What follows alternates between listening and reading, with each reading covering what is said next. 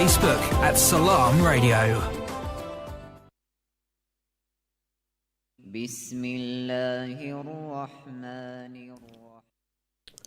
Assalamu alaikum, dear listeners.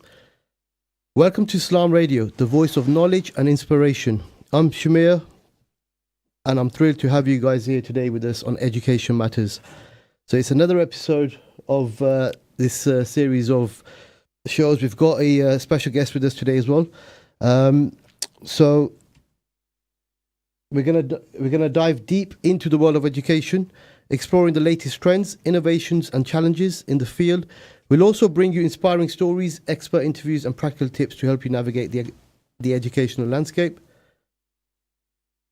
And like always, as my good friend Mehtab would say, he's not here with us today, unfortunately. So I'll do his bit as well. We're not here to lecture you. We are here to have a meaningful conversation and engage with you, our wonderful listeners. And if you've got any questions, thoughts, or ideas about education, please do not hesitate to reach out to us. So settle in and let's embark on this educational journey together. The Education Matters starts now.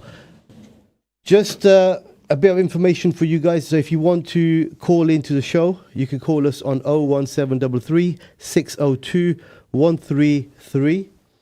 If you would like to text any messages to us over the next hour, please do text on 074 11 1062.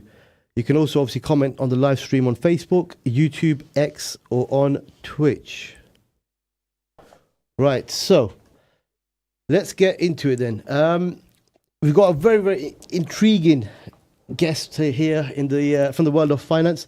So I am very delighted and excited to have my brother-in-law, Tayyib Farid, who's going to be with me for over the next hour, and we're going to be hopefully talking and educating our young minds into the routes to get in, mainly about how to get into the world of finance, trying to give you guys some tips and hints into making that journey a little bit easier for yourselves.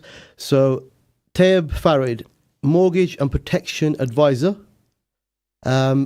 Just before I do bring you in, Tayyib, I do need to just call out a very small disclaimer. So I do need to advise our listeners to please discuss details of whether it's permissible or not. Anything that we discuss in this show, it is for educational purposes only. So if there is something that we touch upon, and again, we're obviously open for mistakes as well, but if there is anything, we do apologize beforehand. But just to be really, really clear, please do discuss with your local masjid or imam about any of the topics that you might have an issue or an opinion about, really, mainly to do with obviously interest and mortgages itself. As a product, we're not here to promote any specific product. However, we are here for our students and our young minds who are willing or may be willing to go into the world of finance. So on that note, I would like to welcome you to the show, Tayyib. Thank you very much for having me. Appreciate it. No problem. How are you feeling? Yeah, quite keen to have a discussion. Financial services, it's obviously a lot different to what you were taught when you was, I suppose, younger. There was a doctor, accountant, lawyer, that sort of stuff. So, yeah, very keen to tell you my journey. Amazing, mate. Right now, if I'm honest with you, I'm more interested in... did you just come from a wedding or something, mate? Yeah, why you got to why you got to do me like this? Shamir didn't get the memo of financial services. We dress smart and we come correct. And sadly, Shamir's just rolled out of bed here. But I think he's wearing flip-flops as well. But no, I was at work, actually, and I made some time to travel. I am wearing flip-flops, so luckily they can't see it. So... Yeah, obviously I didn't get the memo today, but you were definitely I probably look a bit too over the top dressed there. But so do we have to dress like this on a daily if you want to get into the world of finance? Look, like because Sunday I saw you on Sunday and you were literally in the same suit, mate. Right, so you want to go down that road? No, to be honest, being in this business attire, it's fairly normal. For the financial services, obviously you want to come across professional, and you can't be wearing sort of tracksuit bottoms and that sort of stuff. aka what Shamir's wearing today. But there we are. Yeah, I think that's why I left the finance world. And, now yeah, he didn't have enough joined the uniform. teaching world. Right, so I obviously just for our listeners out there. So Tayyab, obviously you're a mortgage and protection advisor. Can you tell me a little bit more about that job title? Just like me, obviously, I know obviously what a mortgage broker looks like. What does a mortgage and protection advisor? What's the difference? Yeah, so you sort of got it spot on there. So ideally what I do is I find the right mortgage for my client at every possible opportunity, right? So that's the mortgage side of my title. But not only do I get you the right mortgage, but I've also got to find a way to protect you for that valuable asset. So as you know, taking out a mortgage is the biggest loan that a lot of people will take out in their life. Absolutely. So it's my duty to also protect you from any adversities that may happen within the mortgage term, for example. So many mortgages, they could last 25 years or up to 40 years, right? It's a long, long time. So as a mortgage and protection advisor, I've got to find ways to mitigate any of those financial risks in the way of life cover, critical illness cover, and income protection, to name a couple or a few. Sure. Okay. Amazing. So, how did you get into mortgage advice? And again, I've got to spin this in a way. Obviously, our young people are, or how they would feel like at this position at the time, secondary school. I'm sure, just like myself, and again, at one point in my life, I found myself in the financial industry as well. But I didn't wake up and think my dream job is going to be a mortgage or protection advisor. So how did you get into this role?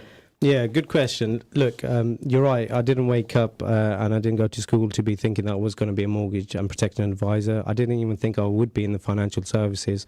A lot of the time when you're at school, this sort of stuff is never really spoken about, unless, you know, you've got an older sibling or something like that, or your parents are sort of talking amongst themselves at home where you pick up mortgages and that sort of stuff, right? Yeah. So, yeah, as I was growing up, it was the stereotypical accountant, doctor, lawyer sort of stance. Absolutely, mate. Which, you know, there's no shade on that.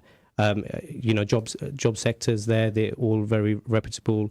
You know, they've been around for a while, and of course, that's a very, very good career to go into as well.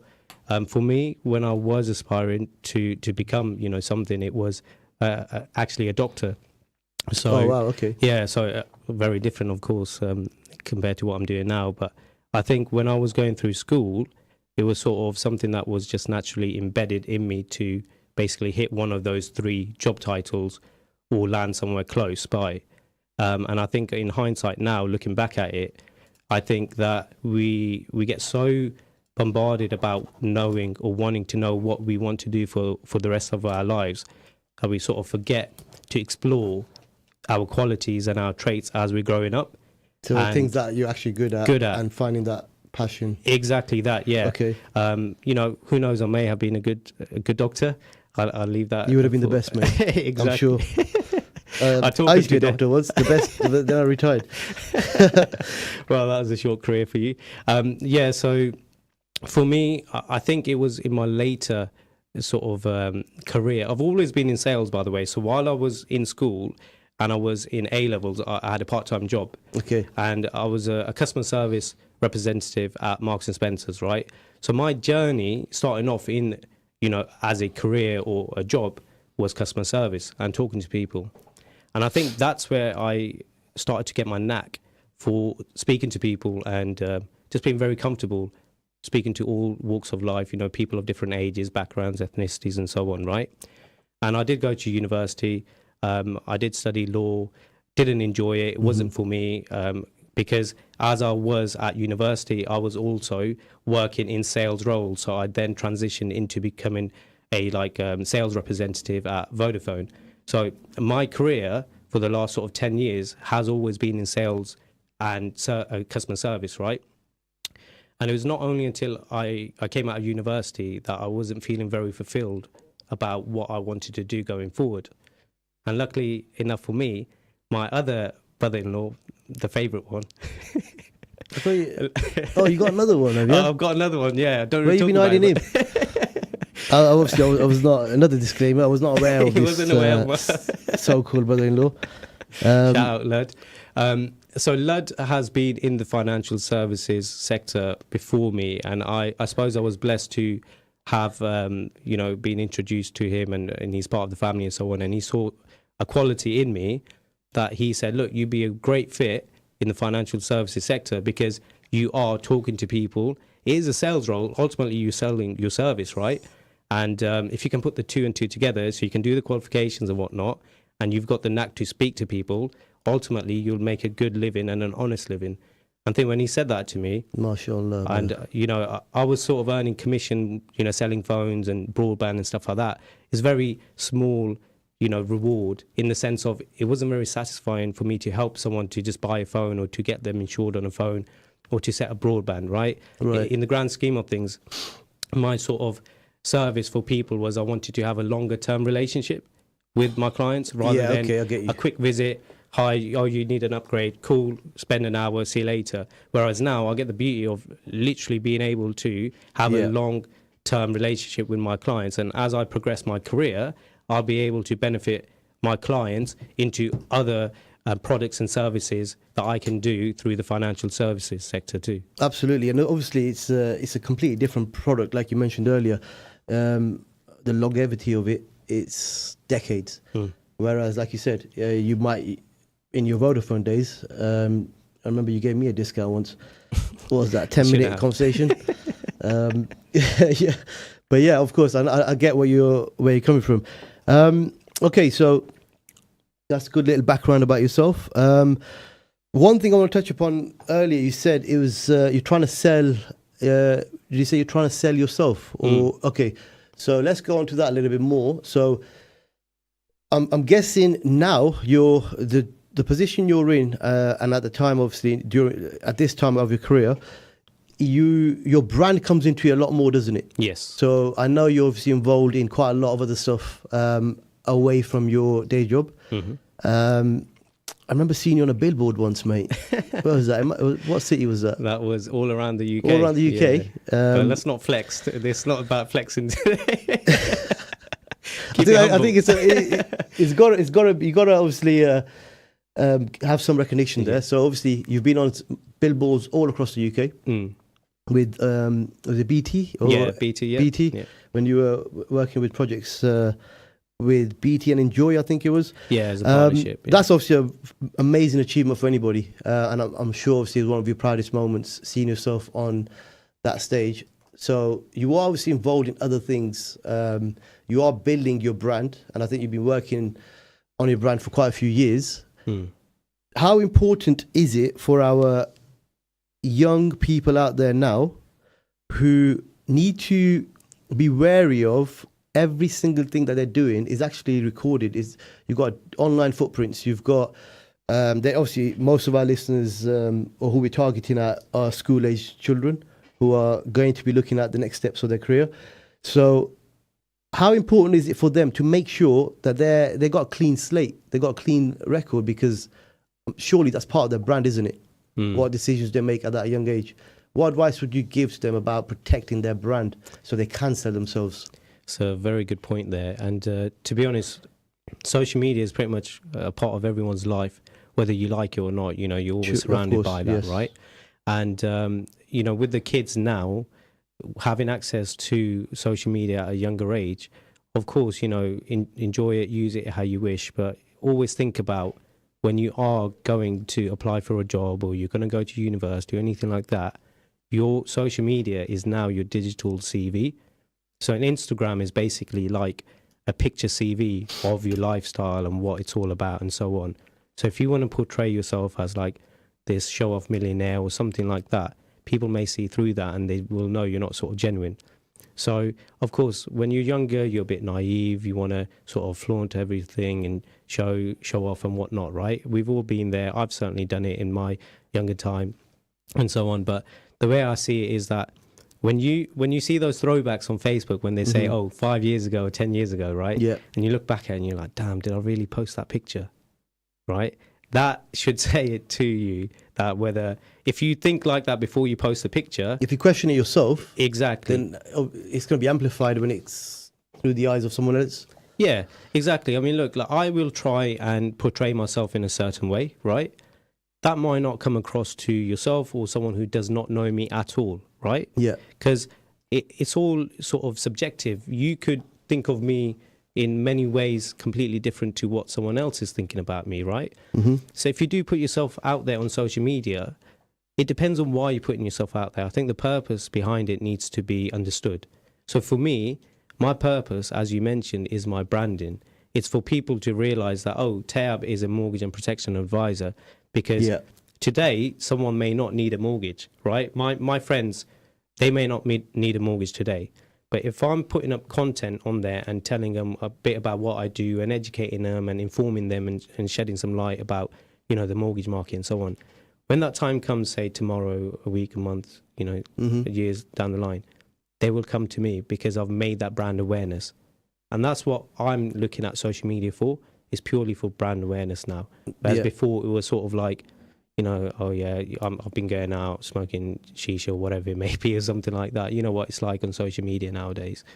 So yeah, that's basically it. Yeah. Okay. Excellent. We're going to take just a couple of minutes away from the discussion. We'll be back obviously in a couple of minutes, but just very quickly, I almost forgot the riddle for today. Like I said earlier, obviously Mehtab, who decided there were more important things to do than sit here with me on a Wednesday evening. He's in charge of the riddles. I'm glad he's not in charge of it today because, as you lot are aware, he always gives me like some tricky questions. So I've got one step further. I've got one easy riddle for beginners, and then I've got one a little bit more challenging for experts like myself. But obviously I can't answer my own riddle today, so I'll let you guys do that one. So the easy riddle for today is, how do you go from 98 to 72 using just one letter? So I'll repeat that. And this was sent in by Saad. So how do you go from 98 to 72 using just one letter? Thank you, Saad, for that riddle. The second one, a bit more challenging.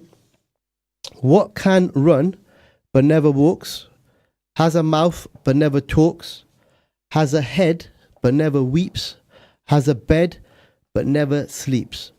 And that one was sent in during the week by Alina. Okay, so thank you for those messages and those riddles. If you want to have us obviously choose a riddle from yourselves over the next week, please do message us at Salam Radio or at Masterminds, and somebody obviously will be able to pass that forward to us. Okay, so back to our conversation. We've got a few minutes before our first big break. So we talked a little bit obviously about yourself, how you got into mortgages, what your background was, some of the other jobs and roles that you've been involved in. Now, a really key point here. So again, for our students out there, what qualifications do I need to become a mortgage broker or to be a financial advisor? What qualifications would I need? So think of this from a school's point of view. Yep. You've got GCSEs, you've got A-levels, you've got your other projects you could do that would add to your CV. I know you mentioned about digital CV earlier, but more about the academic CV. What qualifications would I need? So let's just dissect that quickly there. So you said a mortgage broker, which is currently or my financial job. services. Yeah. And then you also said a financial advisor. Yeah. So I would like to point out that these two job roles are separate and they do require two separate qualifications. Okay. Yeah. Who said that? Obviously, I know that. I don't know. Someone's talking in my ear again. Let's just say, if my other brother-in-law was here, he would have definitely corrected I think Serena's talking in my ear again. Yeah. Is there two different jobs, Serena? Yeah. Yeah. Sorry. Carry on, mate. Yeah, so two different jobs requiring two different qualifications. So at GCSE level, right? Yeah. So I would always say, at GCSE's point of view, you want to try and make sure you get as many GCSEs under your belt. Because naturally... That's the general subject, General, yeah. Okay. I'm not going to sit here and sort of say, oh, you don't need to go to school, you don't need to get maths, English, science, and so on. Because those subjects have equipped me with the foundations to be able to do the qualifications with a little bit more of an ease compared to just going point blank, if that makes sense, right? So you always want to layer your learning. So GCSEs are your foundation.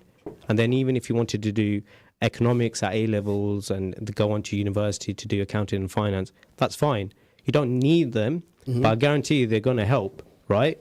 So it's whether you want to go fast track or you want to sort of explore your routes before you get to the end goal. Yeah, like you want to start walking properly before you start running. That sort of respect, yeah.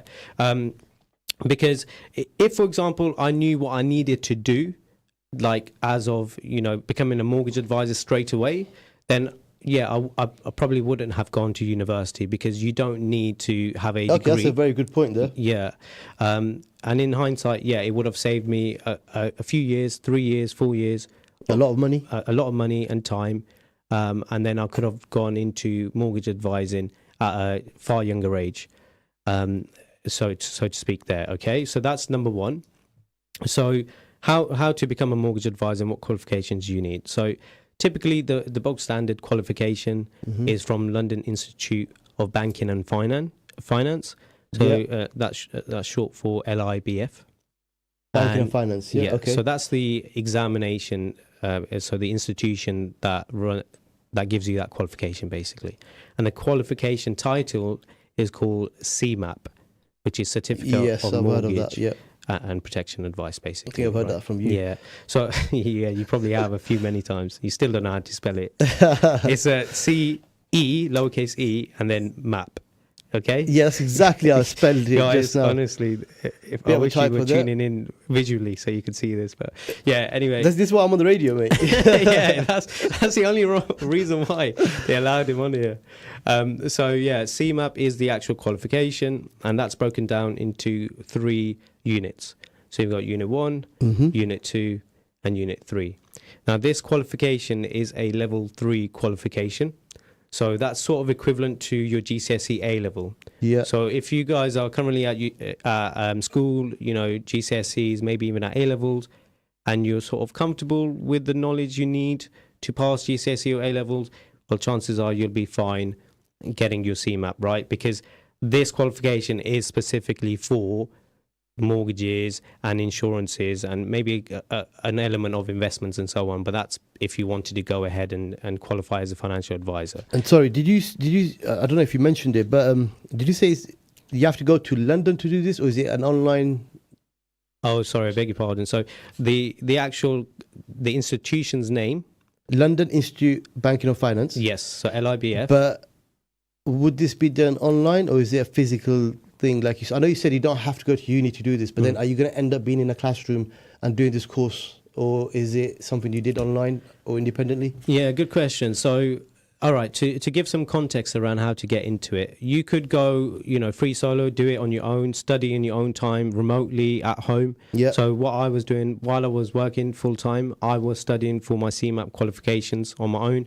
So you can buy the exams yourself.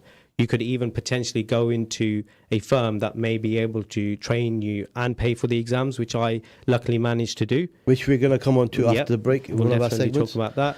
It can be done remotely. I don't think nowadays everything's pretty much virtual. Okay, isn't it? So in a nutshell, I know obviously the show is recorded. It's obviously available on Facebook and YouTube later on. So if you are missing any key details, you can obviously play this back. And just to be clear, London Institute of Banking and Finance is an entry to get into the world of finance.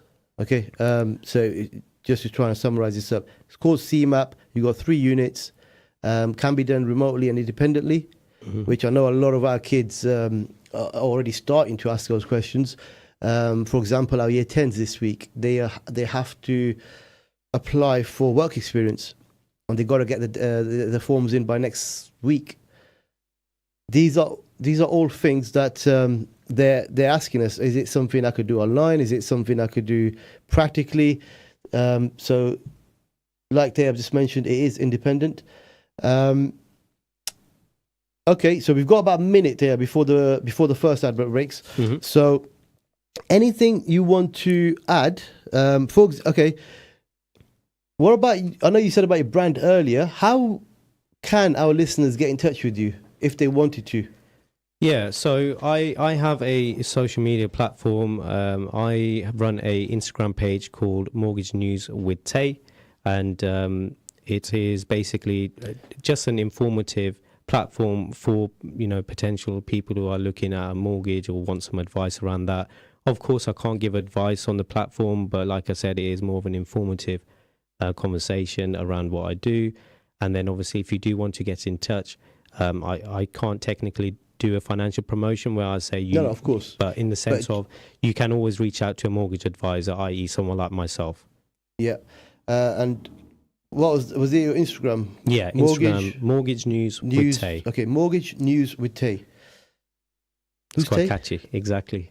You'll never know, You'll mate. find out. Mystery. Right, okay, guys, thank you for that. We are just going to go into our first advert breaks and looking to see you after the break. Take care. Stay tuned to Salam Radio after this short ad break. Could you spare a few hours each month to provide support to people who are going through tough times? If so, Peterborough Samaritans are looking for volunteers who are empathetic and open-minded, and we'd love to hear from you. We run regular information sessions where you can find out more about what it means to volunteer for Samaritans. If you are at least 18 years of age and would like to know more, please email volunteer@peterboroughsamaritans.org. Attention foodies! Discover a world of flavours at Pack Foods, the largest ethnic supermarket in Peterborough. Shop our vast selection of authentic ingredients from around the globe, including spices, marinated fish and meats, and exotic fruits at incredibly low prices. And the best part? We offer free parking. No more hunting for a spot. Come visit us today and explore the incredible range of flavours at Pack Foods, 232 Lincoln Road. At Cake Inn, all our cakes and slices are freshly baked for that delicious taste. At Cake Inn, we bake 100% vegetarian and halal eggless fresh cream cakes. Delicious flavoured cakes for birthdays and weddings, ceremonies and all other occasions, with free customised messages, even balloons and candles too. Order for delivery or collection from Cake Inn, 489 Lincoln Road, PE1 2PE, and your cake could be ready within 2 hours. Find out more and order online at cakein.co.uk or call 01733 496 584. Satisfy your cravings at Ibrahimi Buffet Restaurant. Enjoy a tantalizing variety of Chinese, Italian, Pakistani and comfort food favourites, from starters to desserts. Kids under 5 dine for free, so bring the whole family to our location at 63 Sycamore Avenue. Open every day from 5 p.m. till 10:30 p.m. Call us on 01733 313131 or book online to reserve your table. Ibrahimi-restaurant.co.uk. Every bite is a delight at Ibrahimi Buffet Restaurant. Fancy the true taste of Middle Eastern Kurdish food? Asia Restaurant gives you the unique fusion of flavours from Turkey, Iraq, Syria and Iran. Eat in at 5 Fitzwilliam Street, Peterborough, PE1 2RU. Or order through Just Eat, Uber Eats or order through our website, asiarestaurant.co.uk. Call us on 01733 562 530. Asia Restaurant, the true taste of the Middle East. Discover peace of mind with Islamic wills from W&P Legal and Mariam Khan. Expertly tailored to respect Islamic principles and UK law, ensuring your legacy is honoured. We offer tax-efficient wills, probate, lasting power of attorney and more. Trust us for a culturally sensitive estate plan. Your legacy, our priority. Call W&P Legal now on 01778 252 301.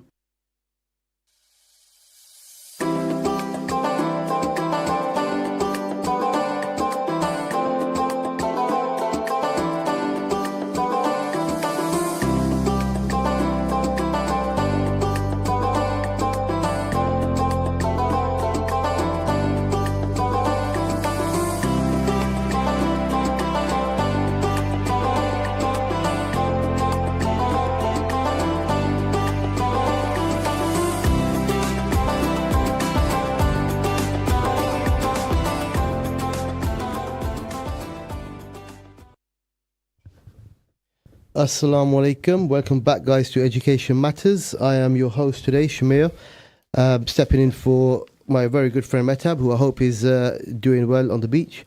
Okay, so again, just to go over the important stuff. So if you want to call into the show today and get involved in the discussion, please do call us on 01733 602 133. Text messages on 07411 191062. Again, like always, you can comment on the live stream on Facebook, YouTube, or Twitch, and even on X. Right, okay, so a very brief summary of our segments before the break time.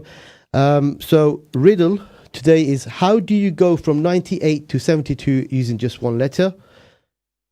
The second riddle, what can run but never walks, has a mouth but never talks, has a head but never weeps, has a bed but never sleeps? Right, so, Taya, just before the break, we had a introduction to who you are, what you do, and we obviously talked a little bit about the qualifications needed to get into the world of finance. So I'm loving the discussion so far.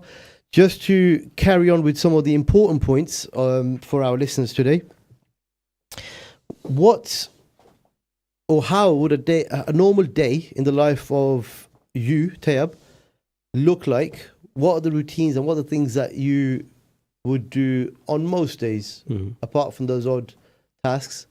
Generically speaking, what would you be up to? So, just like any job, you sort of in it at 9 o'clock in the morning. So I sort of start a bit earlier. 8:30 is usually my start time.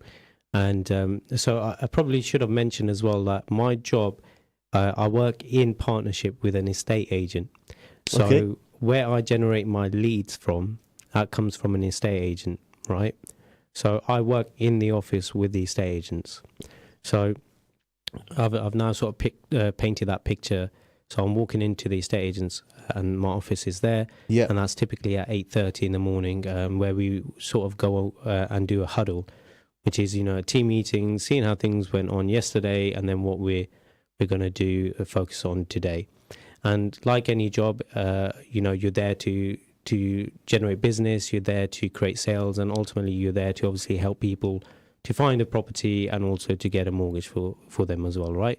Yeah. So ultimately I look at my calendar, maybe I've got some appointments booked in from my fellow estate agents who have kindly generated me a couple of appointments for me to then have a mortgage appointment and a protection appointment with those clients. So typically a good day would look like 2 appointments, which usually last an hour and 30 minutes each. I've got a lot of admin to do. My job is sort of balanced between admin and speaking to clients. So I'm sort of juggling mortgage applications where I've submitted them, say, a week ago, and the lender is sort of coming back to me asking for some more information about a client. I could then be doing a decision in principle for a client that I have been introduced to, done a full mortgage appointment and got their documents. So typically I'd be looking through pay slips, bank statements, ID checks and so on. And then I would do a decision in principle based on what they want to borrow and which lender would be most suitable to them. So my day-to-day activity is pretty much hands-on, speaking to clients, admin, even coaching and developing estate agency side as well, to identify leads and how to introduce myself in the best mannerism and that sort of stuff. So it is almost like being an entrepreneur for your own little business, because every estate agent, and typically every estate agent, will have a partnership with a mortgage brokerage. So my brokerage that I work for is the 3rd largest mortgage brokerage in the UK. So they are very big, and they are in partnership with another very big estate agency as well. Okay, so I will typically have that estate agents where we are pretty much like glue, like we form a team, and it's very important for me to be able to like communicate with them and show them that I am in part of the team as well. So my day job is also to coach and develop that side of the business too as well. Okay, amazing. What's the obstacles then? What's the problems? Yeah, well, You're making it sound too good. I might go back into it. probably sold you the dream there. Look, I'll give you a call later, lad. Lad, do not pick up the phone to this guy. So with anything, you get your obstacles, you get your barriers and so on, right? And my obstacles could be that a client may have a no-show, so they've sort of ghosted. Maybe the appointment wasn't booked in correctly, or something might have happened in the communication, and as a result, the client's not turned up or has had to cancel the appointment. So sometimes when I've done prep work for the client and they've had to reschedule or something like that, can be, sort of deflating, because you're like really keen on speaking to the client or something like that. And as a result, you sort of got to push the time back, which is, part of the parcel. People have busy lifestyles and so on, so we just got to respect that. And then also you've got obstacles with the actual lender. So part of my job is I'm very hands-on with speaking to the banks and the building societies, right? Because I'm basically getting a mortgage for you. I'm the middleman, right? So I'm connecting you, the borrower, to the lender, right? The bank. So the bank will ask me questions. They may not like a certain thing that's on the pay slip or bank statements and so on. So I may have to justify, maybe do a bit more admin work, maybe speak to the buyer, the client of mine, and just come up with a solution and so on. So these can be setbacks. Whenever you're buying a property, there may be a valuation that the bank will do on the property, and it comes back as the property's been downvalued, which can happen.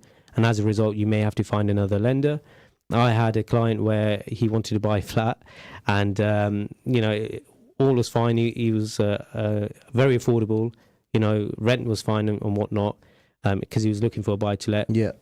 And the valuer went out, and he said the property is not sellable, sorry, because it's next to a garage. So the garage was in the sort of vicinity of the area, and as a result, Bank of Ireland in this example had said, no, we can't lend based off of this. So right, okay, so small details, very minute details, niche things that can cause setbacks. And of course, you've got, like, with anything, sometimes you're overwhelmed with a lot of admin work that you may need to do. It's not always a smooth sailing job. There can be, like I said, some pushbacks and some delays and whatnot. So yeah. Okay. Right, I've just obviously got to check up on our commenters and some comedians out there. So, right, who we got? Right. Okay, so got a message from Daud Jamil. Would you sell shimmy? Nah, I don't think you could, mate. What did he say? Would you sell shimmy? Daud, mate. Not enough money in the world. Daud's ready to bid, mate. So, unfortunately, I'm not for sale, Daud. Mr. Akram, so one of the Hall of Famers here at the Education Matters show. One of the 2 Hall of Famers. What work experience can students take on in year 10 to help them get into financial mortgage industries? That's a very good question, actually. So thanks there, Mehtab. I actually had... You didn't thank me for asking you. Yeah, thanks, Shibby, for asking me. No problem, you're welcome. Why does Tabby always get praise? He's not in here. Because he's just too good. He's just too smooth with it. So I had a student come into my office, I think it was about a month ago, asking for work experience. And that was the perfect opportunity for him, because he's looking to potentially go into the estate agency, but also you might be able to delve into the financial services side of it as well. Because, like I said, we're sort of interconnected in the sense of, we sit with each other and we're talking about mortgages and properties and so on. So my job is I need to know and understand the property market, right?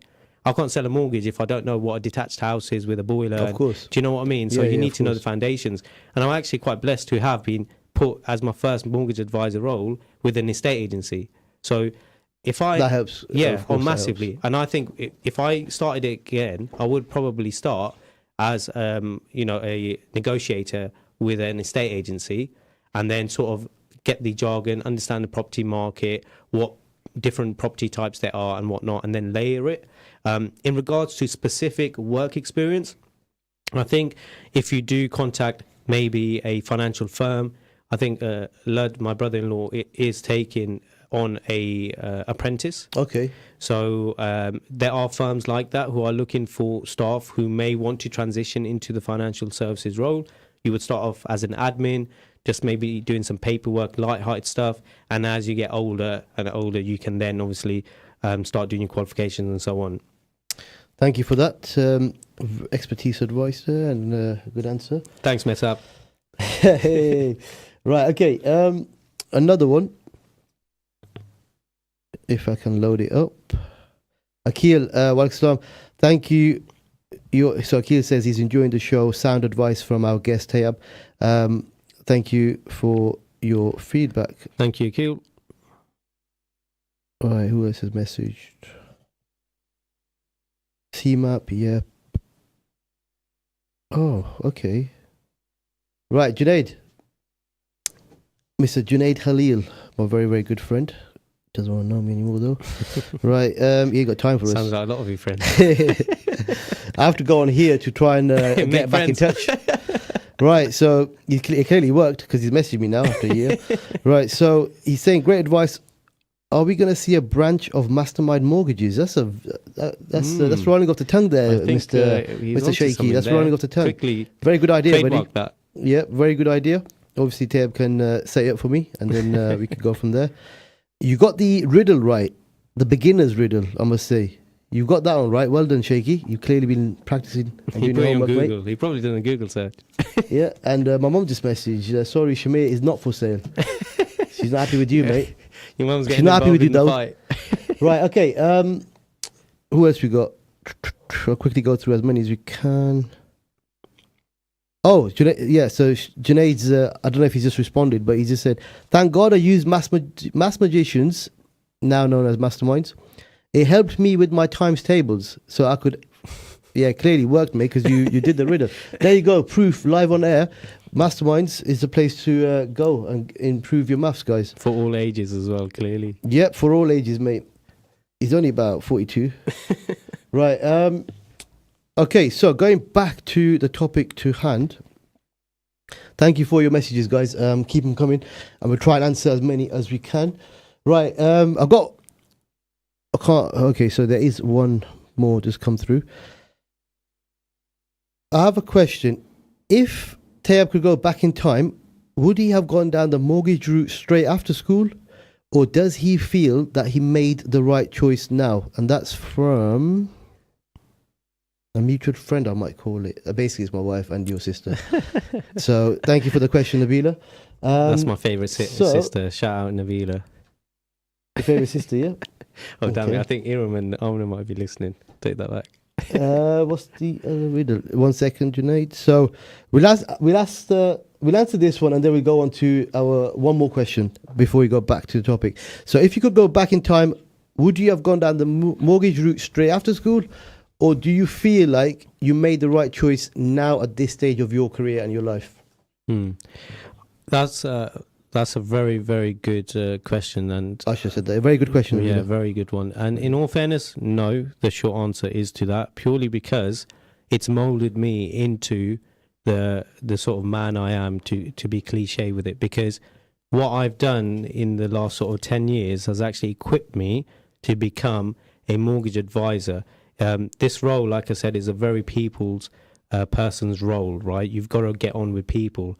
And I think 17, 18-year-old Tayab would have struggled to potentially make that sort of connection with people. And remember as well, when people are buying a property or getting a mortgage, typically they are in their sort of mid-20s, or now the first-time buyers, the average age is around 30 or so, right? Mm-hmm. So let's be honest, if I was there with, at the age of 18 or 19, I wouldn't have much empathy for my clients, because I wouldn't know what they're going through. I wouldn't have bought a property. I wouldn't really know much about mortgages and so on.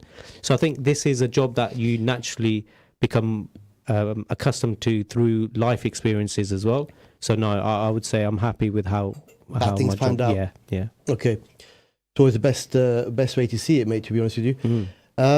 What's the other riddle? Okay, so you passed level 1, mate. The other riddle, I'll need to bring it back up. I don't know you off by heart. It is...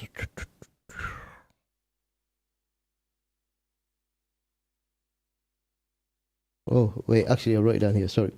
Right. What can run but never walks, has a mouth but never talks, has a head but never weeps, has a bed but never sleeps? Right. Another question for you, Tib. I currently work as an underwriter for YBS. What is that, bank? No. YBS? YBS, what is that? You'll have to tell me what that is, Mr. Khalil. Anyways, so he works for YBS. What issues do you find lenders cause you, and how do you communicate this with your clients? I think that's a fantastic question. Wow, that is probably Fantastic. the question. I think. Did you do your English with mass magicians as well, or masterminds? I don't know. That's a question I'm asking you. Great. You know what? How do you answer that one, mate? Yorkshire Building Society. So yeah. Okay. Yorkshire Building YBS. Society. Right. Yeah. Right. Very, very good person to be speaking to be honest. As an underwriter, that is one of my obstacles that I do face on a sort of daily task. Sort of trying to figure out what the underwriter is asking for and so on, right? And I think you just naturally understand what the underwriter is looking for. I think criteria is also sometimes a little hard to grasp with lenders because no two lender has realistically the identical criteria, and that's like their policies for lending to you, whether the maximum age, the income multiples, like the list goes on, right? So as an underwriter, I think the biggest problem a broker has is we can never sort of get hold of you, and you are the guys who are pretty much approving the mortgage application. And we often have to go through, the admin support, the live chats, telephone, business development team, and so on. So, business development manager and so on. So, if we had a way that we could potentially speak to the underwriters, and I know you guys are extremely busy with all these mortgage applications that we're sending you, I think that would really help. Really good question. I like that one. Okay. And pass me on your number because I might need to place a mortgage with you. Yeah, I would have given it to you myself if I had it, mate. He's like I said, he ain't messaged me for a year. I deleted it. Right. How much support is provided by the local branches to support the agents with sales early in the career? Oh wait, one sec. Okay. So, Mr. Akram, he's saying how much support is provided by the local branches to support their agents with sales early in the career? So if I've got this question right, is it Mr. Akram asking about the generation of appointments that lead to called Lord Akram? Lord Akram, that leads to mortgage applications being submitted? If that's what he's asking, then that's typically something that will happen in time. So these local estate agents are there to make money, of course. They're there to, have a business at the end of the day. So number one, they're always going to try and send you leads. But it's so important that you build a good relationship with those estate agents. The way I say it is my negotiators are my bread and butter for my business. Because remember, when a client's calling in, they're calling in to view a property, not necessarily to speak about a mortgage, right? Yeah. So it's the negotiator's job to highlight the services that we can offer. And that's me, right? So in terms of what Ikram is saying in regards to, the support. Akram. Is it Akram? My bad, Akram. Wow. You were trying to make me jealous earlier. It's to do with, I suppose, the experience of the negotiators. It's to do with the culture. Those sorts of things are, once again, people skills that you sort of have or you sort of don't, I suppose. Thank you. Right. Thank you for your comments, everyone. So, my mum's saying you both are doing very good. Thank you for that. Thank you. Tayyab he is doing very good. Obviously, first appearance on Islam Radio and Education Matters. We discussed this on the way here. We do hope that you obviously are going to join us again, as often as you can, because there's a lot to discuss, and the hour does go very, very quickly, which we're on our last 5 minutes already. Right. Okay, so a few answers for the riddles. One, I think Usman Ghani, unfortunately not correct. What did he say it was? He said just take away 26.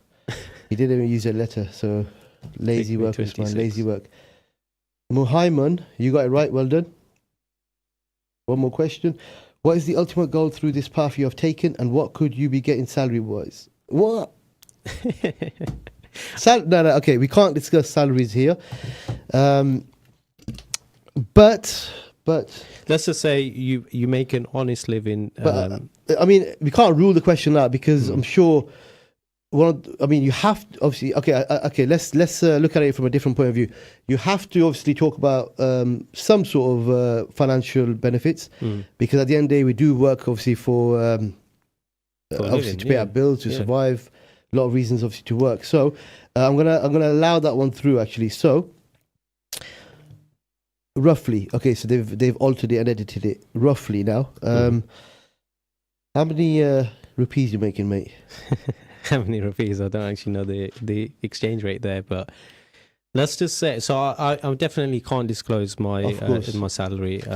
But what I can say is that with experience and the earning ability, your remuneration, i.e., sort of your commission and so on, that you do potentially earn. I know some mortgage advisors who are earning 6 figures, so that is like your top end range. And of course, you can't discuss loads for a salary. Right? Well, 6 figures could be, in rupees. Oh, is that as you salary? said. Okay. But so it can be very lucrative. What you put in is what you get out. That's what I say with anything. Definitely. So you can't just expect to roll in, do the bare minimum, and expect these rewards. Nothing in life comes easy. So sorry, I can't really be as.